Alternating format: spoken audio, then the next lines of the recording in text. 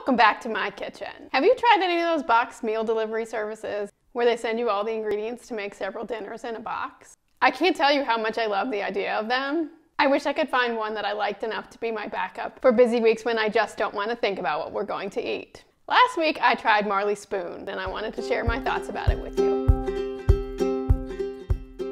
One of the reasons I chose Marley Spoon for this week, well, one of the reasons was the introductory coupon, of course. Another reason was that there was an option for just 2 meals, which fit our schedule better. 2 meals for 2 people. Get real. My son's not eating any of this. So when you set up your order on the Marley Spoon website, there are default meals and then you're able to make some substitutions. It looks like there's the same substitution for the whole month. I won't go for anything that's sort of a pasta, grilled cheese kind of dish, because I'm too cheap to pay you a lot of money for those, you know? One of the things that's potentially fun about meal services is if they give you meals you wouldn't think to make. I would say one of the meals I got falls into that category, which is the grilled vegetable tortas. The other was a black bean, spinach, and cheese enchilada. I have a sweet potato enchilada in my regular rotation, so it's not a big departure, but it looked good. I decided to give it a try. Now let's see what was in the box.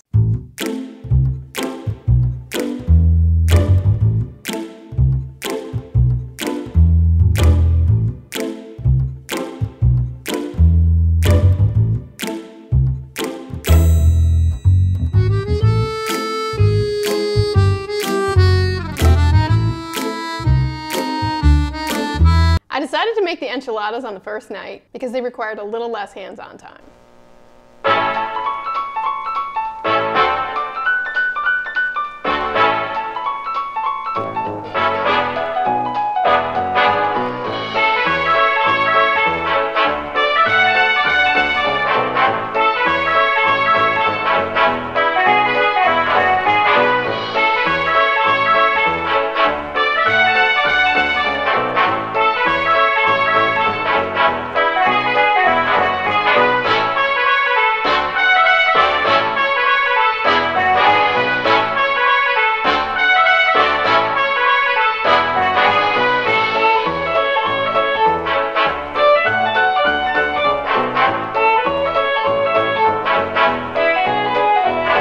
I find the estimated times for meal preparation to be unrealistic. I don't know if they take Iron Chef candidates who can just chop it really quickly when they decide how long it will take to make a dish, but I am never that fast. The enchilada said they would take 40 minutes. I did set a timer just to see how long it would take, and I pulled them out of the oven 52 minutes after I started. With a casserole type dish, I wouldn't quite consider that ready because it does need to sit and cool for a few minutes before you eat it. Considering how far cooking estimates usually are off for me, I don't consider the estimate on this one particularly bad. The fact that it takes about an hour to get this dish on the table brings up one point, which is that this freezer cooking dependent lady isn't used to spending quite that much time in the kitchen on a busy weeknight. First thing that strikes me about this dish is that the portions are enormous. There are 900 calories per serving, and that's just enchiladas. There's no side, it's just the enchiladas. But we ended up not eating the whole thing, so it really wasn't that bad.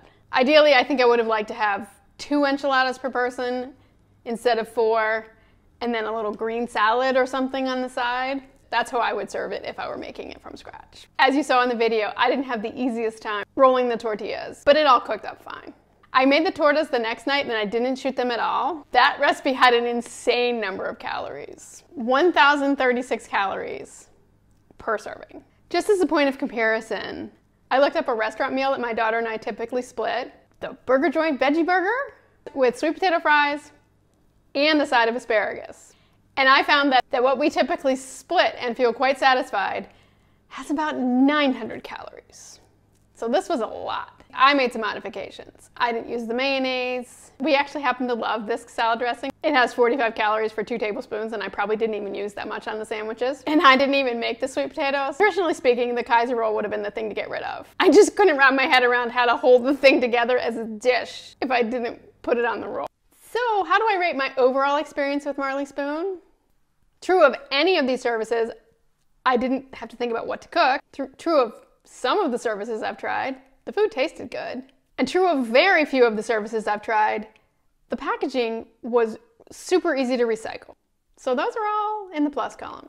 In the not so plus column, the vegetarian options were very limited. As you saw in the parade of ingredients, this was basically 2 ways to serve black beans and pepper jack cheese. If you opt out of the main offerings, the secondary offering is the same for the whole month. So if I did it for 3 weeks, I would have either been paying a lot of money for pasta and grilled cheese, or I would be having enchiladas 3 times. Not so great. Pretty big negative is the insanely high calorie count on these. For me to want to do one of these meal plan services, I would ideally like it to be bringing me closer to the way I want us to be eating, not farther.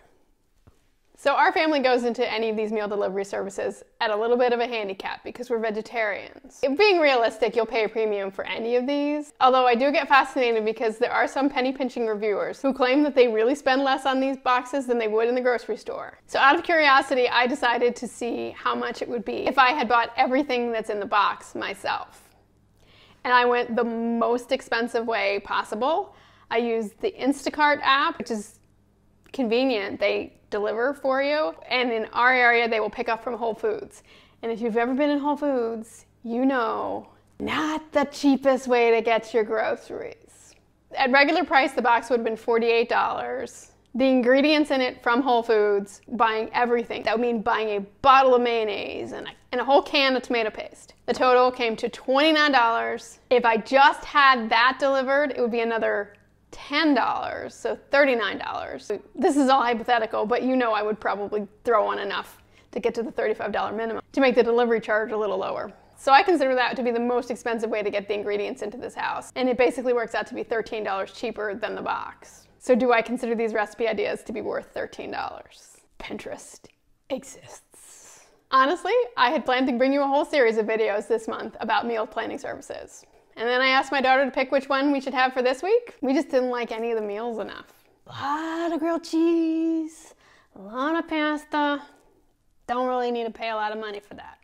It was good timing though, because I had to drive her to a rehearsal that was an hour away, and she was a captive audience. So I said, okay, if you don't want to pick one of the meal delivery services, let's make the meal plan, see how many meals I need to do, and you decide what I'm making. So she did that. We'll be having lentil and spinach dal tomorrow, and this really cool looking pasta dish with crimini mushrooms, snap peas, and a sauce made out of avocado. Sounds really good. I'll keep you posted if you want to hear about it. And an Indian eggplant dish for next week. Pretty ambitious for me, but we'll see how that goes. I think it goes in the Instant Pot. I hope so. So overall, my recommendation on Marley Spoon is that it might be just fine if you're not a vegetarian. Not great for vegetarians. If you enjoyed this video, click subscribe below. I'd love to hear your thoughts about meal delivery services in the comments.